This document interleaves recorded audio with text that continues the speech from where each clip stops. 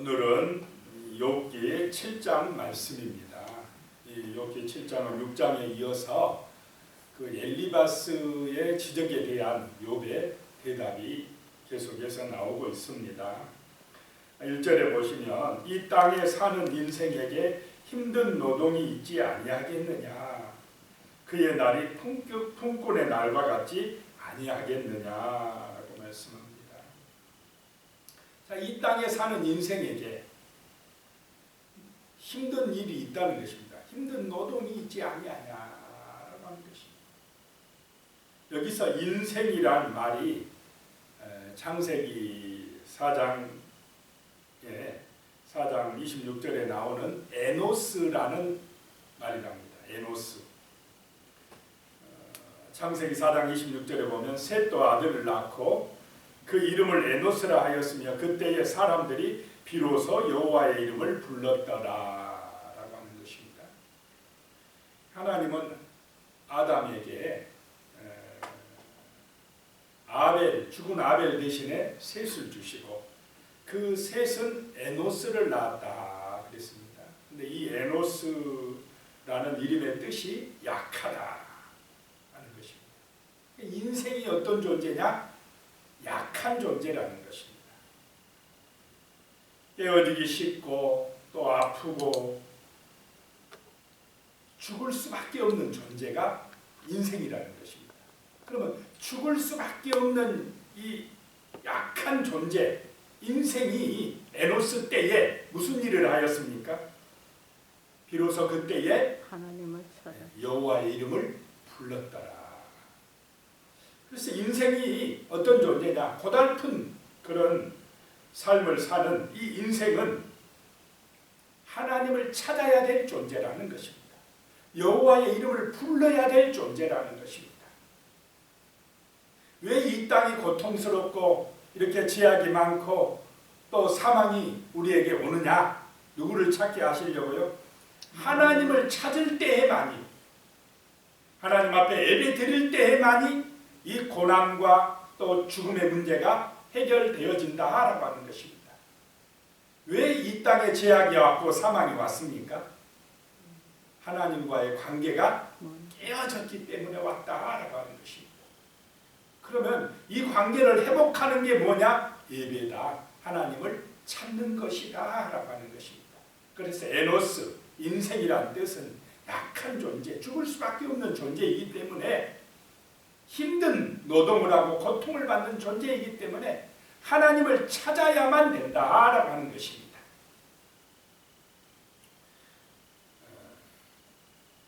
이 절입니다. 종은 저녁 그늘을 몹시 바라고 품꾼은 그의 싹을 기다리나니. 종이 일하면서 계속 어느 때를 기다리겠습니까? 해가 지길 기다린다는 것입니다. 해가 져야 그 힘든 노동에서 좀 벗어나서 쉴 수가 있기 때문에 그렇다는 것입니다. 품꾼은 싹을 기다린다는 것입니다. 그 싹을 받아야 또 자기 집 가족들이 먹고 살 수가 있으니까 그걸 기다린다는 것입니다.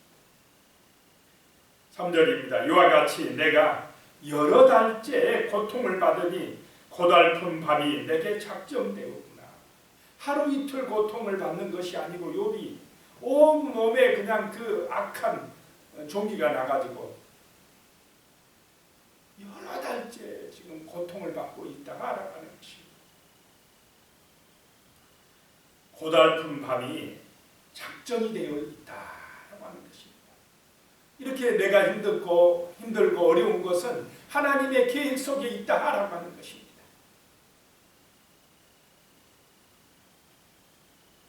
사절입니다. 내가 누울 때에 말하기를 언제나 일어날까, 언제나 밤이 갈까 하며 새벽까지 이리 뒤척 저리 뒤척 하는구나. 자, 몸이 아프면 밤에가 더 힘들다고 하지 않습니까? 낮에는 그냥 또 막 이 사람 저 사람 만나기도 하고 막 하기도 하는데 밤에 조용 혼자 있으면 더 고통스럽고 아프다 하는 것입니다. 잠도 안 오고 이리 뒤척 저리 뒤척 하다가 밤을 보낸다라고 하는 것입니다. 5절입니다. 내 살에는 구더기와 흙 흙덩이가 의복처럼 입혀졌고 내 피부는 굳어졌다가 터지는구나. 얼마나 이 종기가 심했으면 몸에 뭐가 난다고요? 후더기가 나. 흙덩이같이 이렇게 붙어갖고 막 온 옷을 입은 것처럼 덮여있다. 피부는 굳어졌다 터지는구나. 그 고통이 얼마나 힘들겠습니까? 6절입니다. 나의 날은 배틀의 북보다 빠르니 희망없이 보내는구나. 1절부터 7절까지는 하나님 앞에서 욥이 넋두리하는 것입니다. 탄식하는 것입니다. 내가 이렇게 힘들고 어렵다는 것입니다. 그리고 이제 7절부터 21절까지는 하나님을 향하여 부르짖습니다. 하나님, 내가 이렇게 힘들고 아프고 고통스럽습니다라고 하나님 앞에서 호소하는 그런 말씀이 나오고 있습니다. 7절에 보니까요, 내 생명이 한낮 바람 같음을 생각하옵소서. 나의 눈이 다시는 행복을 보지 못하리이다. 시선을 이제 하나님께 향하고 있습니다. 자기의 생명이 뭐 같다는 것입니까? 그냥 지나가는 바람 같다는 것입니다. 어찌 보면 우리 인생이 그렇습니다. 지나가는 바람 같다라는 것입니다. 그 생명은 누가 주관하신다는 것입니까? 하나님이 주관하신다는 것입니다. 8절에요. 나를 본 자의 눈이 다시는 나를 보지 못할 것이고 주의 눈이 나를 향하실지라도 내가 잊지 아니하리이다. 바람처럼 지나가는 내 인생입니다. 라고 하는 것입니다. 9절에요. 구름이 사라져 없어진 같이 수월로 내려가는 자는 다시 올라오지 못할 것이오니. 구름이 금방 사라져가는 것처럼 내 인생도 금방 사라져갈 것 같습니다. 라고 하나님 앞에서 이제 지금 몸이 아파 금방 죽을 것 같은 자기 인생을 돌아보면서 하소연하는 것입니다. 10절입니다. 그는 다시 자기 집으로 돌아가지 못하겠고 자기 처소도 다시 그를 알지 못하리이다. 집으로 돌아갈 수가 없다. 그 형편 얼마나 힘들겠습니까? 예를 들어서 내가 병원에 가서 지금 누워있다. 내 집으로 다시 돌아갈 수 없는 형편이고 처지라면 그 마음이 얼마나 힘들고 괴롭고 아프겠습니까? 욥이 자기 신세가 지금 그렇다는 것입니다. 자, 이 세상에는 알 수 없는 고통이 있습니까? 없습니까? 아니, 무슨 큰 죄를 지었거나 내가 잘못을 해가지고 받는 고통이라면 당연히 받아야 되지요. 그런데 세상에 참 할 수 없는 고통들이 있다라고 하는 것입니다. 그런 대표적인 분 중에 예수님입니다. 자, 예수님이 자기의 허물과 죄 때문에 십자가에서 죽으셨습니까? 아닙니다. 하나님의 아들이 죄 없는 그분이 비참하게 십자가를 짊어지고 욕을 얻어먹고 피난을 받으면서 못에 박히고 창에 찔리고 그 젊은 나이에 십자가에서 죽으셨다는 것입니다. 사람들은 조롱합니다. 네가 그리스도냐? 그러면 한번 내려와서 네 자신을 한번 살려내봐. 그러면 우리가 믿을게. 엘리 엘리 라마 사막다니. 아버지 하나님 앞에 부르짖어도 하나님은 대답이 있습니까? 없습니까? 대답이 없으십니다. 처절한 아픔과 고통을 당하고 십자가에서 죽으셨습니다. 죽음으로 끝나버렸다면 참 우리 기독교는 소망이 없는 종교가 되고 말았을 것입니다. 그런데 예수님은 3일 만에 그 죽음을 사망 권세를 깨뜨리시고 부활하신 줄로 믿습니다. 그래서 영광스럽게 하늘 보좌에 오르셨다는 것입니다. 이것이 우리의 소망입니다. 부활의 생명을 우리에게 주시기 위하여 예수님께서 이런 십자가의 고난을 당하셨다라고 하는 것입니다.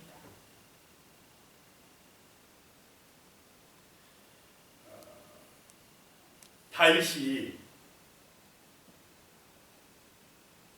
그 사울 왕에게 가서 충성했습니까? 안 했습니까? 참 충성스럽게 했습니다. 전쟁에 나갈 때마다 승리하고 돌아왔습니다. 얼마나 잘했던지 사울 왕이 자기 사위를 삼았습니다. 그런데 나중에 다윗이 너무 공을 많이 세우니까 백성들이 다윗을 존경하는 일이 일어나니까 다윗은 천천히요, 다윗은 만만히요, 사울은 천천히라 하니까 사울 왕이 어떻게 합니까? 질투해서 죽이려고 합니다. 그래서 할 수 없이 도망 다니는 신세가 되었습니다. 자, 이 고난이 다윗의 고난이 다윗의 잘못 때문입니까? 애매한 고난입니까? 애매한 고난. 다윗은 충성한 것밖에 없는데, 진실한 사랑을 보여줬는데 오히려 사울 왕은 죽이려고 군사들을 보내서 현상금 묻혀놓고 잡아오라고 하는 것입니다. 애매한 고난입니다. 그런 도망자 신세 고난을 광야에서 겪으면서 다윗은 누구를 찾습니까? 하나님을 찾는다는 것입니다. 여호와는 나의 목자십니다. 하나님이 아니면 나는 살 수가 없습니다. 하나님 앞에서 탄식하고 기도하고 그 시편의 많은 시들을 지어냅니다. 철저하게 하나님을 의지할 수밖에 없습니다. 그래서 하나님이 때가 되어서 다윗을 이스라엘의 왕으로 세우신 줄로 믿으시기 바랍니다. 때로는 알 수 없는 고난이 닥칠 때도 있습니다. 요셉도 그러지 않았습니까? 17살 소년이 무슨 큰 잘못을 했습니까? 자기가 꿈꾼 것을 자랑한 것밖에 없는데 형들이 자기를 죽이려고 한 것입니다. 형들이 노예로 팔아먹어 버립니다. 이럴 수가 있습니까? 요셉이 크게 잘못했기 때문에 고난이 왔습니까? 아니었습니다. 보디발의 집에 팔려갔습니다. 죽도록 충성했습니다. 그런데 또 그 보디발의 아내가 유혹해가지고 잘못도 안 했는데 억울하게 또 어디 갑니까? 감옥에 가는 것입니다. 이런 고통, 이 요셉의 잘못 때문입니까? 아닌데 그런 고난이 닥쳐올 때가 있다는 것입니다. 그런 고난 속에서 욥은 누구를 바라보고 의지합니까? 하나님을 바라보고 의지하는 것입니다. 그래서 때가 되니까 하나님께서 이 요셉을 또 애굽의 총리로 쓰셔서 많은 사람을 구원하는 일을 하셨다라고 하는 것입니다. 이 욥이라는 사람 지금 자기의 허물과 죄 때문이 아니라 어떻게 보면 하나님의 뜻 때문에 고난받고 있는 줄로 믿으시기 바랍니다. 하나님이 보실 때 정말로 욥처럼 이렇게 훌륭한 사람 없다고 자랑할 정도의 욥인데 이런 엄청난 고난을 당하고 있다라고 하는 것입니다. 그랬을 때 욥은 누구 앞에서 하소연한다고요? 하나님 앞에서 하소연. 이것이 중요한 줄로 믿으시기 바랍니다. 그 고통 가운데서 고난 가운데서 하나님을 찾을 때의 소망이 있다는 것입니다. 죽음의 위협 앞에서 사람 의지할 수 없습니다. 돈을 의지할 수 있는 것도 아니라는 것입니다.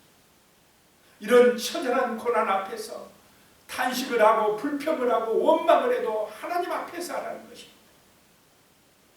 그것이 살 길이라고 말씀하는 것입니다. 11절입니다. 그런즉 내가 내 입을 금하지 아니하고 내 영혼의 아픔 때문에 말하며 내 마음의 괴로움 때문에 불평하리이다. 하나님 앞에서 이야기한다는 것입니다. 하나님 앞에서 기도하시는 은혜가 임하시기 바랍니다. 힘들 때, 어려울 때 하나님 앞에 차라리 가서 불평하고 탄식하고 자기 아픈 것을 드러내라는 것입니다. 12절에 내가 바다니까 바다 괴물이니까 주께서 어찌하여 나를 지키시나이까? 어찌하여 주님 나를 바다 괴물처럼 여겨서 이렇게 나를 힘들게 하시나이까? 라고 하나님 앞에 지금 탄식하는 것입니다. 13절에 혹시 내가 말하기를 내 잠자리가 나를 위로하고 내 침상이 내 수심을 풀리라 할 때에 좀 잠자리에서라도 좀 고통에서 벗어나고 싶을 때에도 14절에 주께서 꿈으로 나를 놀라게 하시고 환상으로 나를 두렵게 하시나이다. 몸이 아프고 문제가 있고 힘들면 꿈자리도 어떻습니까? 꿈속에서도 막 힘들어지는 것입니다. 15절에 이러므로 내 마음이 뼈를 깎는 고통을 겪느니라. 차라리 숨이 막히는 것과 죽는 것을 택하리이다. 뼈를 깎는 고통이 얼마나 아픈 고통이겠습니까? 그런 아픔이 지금 욥을 힘들게 한다라고 하는 것입니다. 오직 하면 차라리 죽는 것이 낫겠습니다 라고 하나님 앞에 하소연하겠습니까? 자기가 문제 해결하려고 하면 자살하려고 할 것입니다. 그렇게 하지 않고 하나님 앞에 지금 내가 너무 어렵고 힘들어서 차라리 죽는 것이 낫겠습니다. 하나님을 찾고 있는 것이 소망인 줄로 믿으시기 바랍니다. 이것이 소망입니다. 16절에요. 내가 생명을 싫어하고 영원히 살기를 원하지 아니하오니 나를 놓으소서. 내 날은 헛것이니이다. 하나님이 보실 때 이렇게 하나님 앞에서 아프다고 힘들다고 통곡하고 하소연하면 하나님이 이 나쁜 놈아 그러겠습니까? 안다. 내가 너 아픔 안다 이러시면서 위로하시겠습니까? 하나님의 마음은 또 부모의 마음인 줄로 믿습니다. 자식이 아프다고 힘들다고 울 때 부모의 마음은 오직 또 힘들고 아프겠습니까? 17절입니다. 사람이 무엇이기에 주께서 그를 크게 만드사 그에게 마음을 두시고. 자, 하나님은 그래도 이 욥은요, 하나님께서 지금 우리 인간을 사랑하시고 생명을 주관하신다는 걸 의지하고 믿고 있는 것입니다. 하나님께서 우리를 크게 만드셔서 우리 인간을 만드셨다는 것입니다. 만드시사 그에게 마음을 두고 계시다는 것입니다. 하나님은 힘들고 고통스러울 때 더 우리에게 마음을 두시는 줄로 믿으시기 바랍니다. 우리가 간절하게 더 하나님을 의지할 때에 그때에 우리에게 더 마음을 두신다는 것입니다. 18절에 아침마다 건징하시며 순간마다 단련하시나이까. 연단의 과정을 지금 통과하고 있습니다. 때로는 이런 정말로 고통 가운데서 우리는 힘들 때 세상 사람은 고통 가운데서 자기가 해결하려고 하지만 우리 하나님의 사람들은 하나님께 부르짖을 줄로 믿습니다. 하나님 앞에서 탄식한다는 것입니다. 19절에요. 주께서 내게서 눈을 돌이키지 아니하시며. 계속 나오는 말씀이 주께서입니다. 주님을 찾고 있는 것입니다. 내가 침을 삼킬 동안도 나를 놓지 아니하시기를 어느 때까지 하시리까. 20절에요. 사람을 감찰하시는 이여 내가 범죄하였던들 주께 무슨 해가 되오리이까. 어찌하여 나를 당신의 관역으로 삼으셔서 내게 무거운 짐이 되게 하셨나이까. 나를 관역으로 삼아서 화살을 쏘는 것 같다는 것입니다. 얼마나 힘들었으면 욥이 이렇게 탄식하겠습니까? 21절에요. 주께서 어찌하여 내 허물을 사하여 주지 아니하시며 내 죄악을 제거하여 버리지 아니하시나이까. 내가 이제 흙에 누우리니 주께서 나를 일서 찾으실지라도 내가 남아있지 아니하리라. 이제 다 죽게 생겼다 라고 하는 것입니다. 어떤 목사님에 대한 이야기를 책에서 읽었는데요.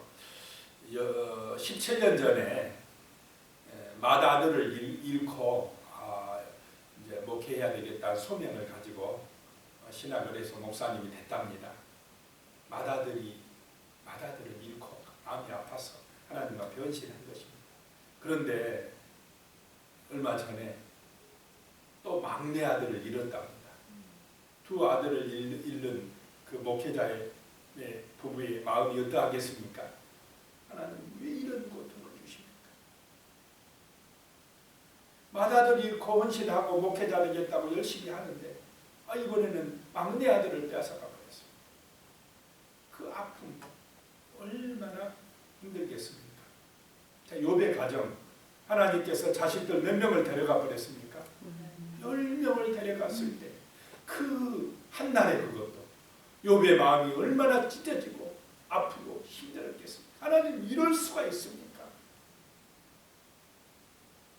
내가 주님의 뜻대로 살려고 하나님을 경외하면서 악에서 떠나고 정말로 정직하고 그렇게 살았는데 이럴 수가 있습니까? 나중에 하나님께서 갑절의 축복을 해줍니까? 안 해줍니까? 욥에게 갑절의 축복을 해줄 때에 다른 짐승들이 하는 이런 숫자는 어떻게 됩니까? 배로 주셨는데 자녀는 몇 명만 줬습니까? 10명만 줬다. 그런데 갑절이다. 그 자녀들은 어디 갔습니까? 천국에 가 있다라고 하는 것입니다. 부활의 생명이 있다라고 하는 것입니다. 자, 우리의 소망은 정말 예수 그리스도 안에서 부활의 생명이 있다라고 하는 것인 줄로 믿습니다.